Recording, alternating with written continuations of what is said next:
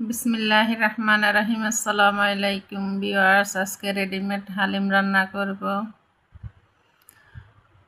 যাই হোক, আগে তেল দিয়ে দিলাম। তেলে আমি মশলাগুলো ঢেলে দিয়ে দিলাম। একটু আদা রসুন পেস্ট দিয়ে দিলাম। অন্য পাশে আমি মিক্স হালিমগুলো ভিজিয়ে রেখে দিয়েছি পানিতে। এখন আমি মুরগিগুলো দিয়ে দেবো। আজকে মুরগি দিয়ে হালিম রান্না করব। বাসায় সবাই অ্যালার্জি বাসা দিয়ে আছে, এই জন্য আর গরুর মাংস দিয়ে রান্না করলাম না।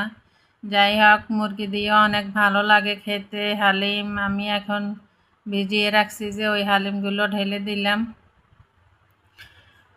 অল্প সময়ে রেডিমেড মিক্স হালিমগুলো রান্না করা যায়। এই যে আমার রান্না কমপ্লিট হয়ে গেছে। এখন একটু পরিবেশন করে নেব। শসা, কাঁচামরিচ, পেঁয়াজ এগুলো দিয়ে সব এক এক করে দিয়ে দিলাম উপর দিয়ে। তারপর আমি পেঁয়াজ বেরেস্তাগুলো দিয়ে দিলাম। পেঁয়াজ বেরেস্তা একটু বাড়িয়ে দিলে খেতে আরও বেশি ভালো লাগে। পরিবেশনের কাছে এই খাবারগুলো বেশি ভালো লাগে।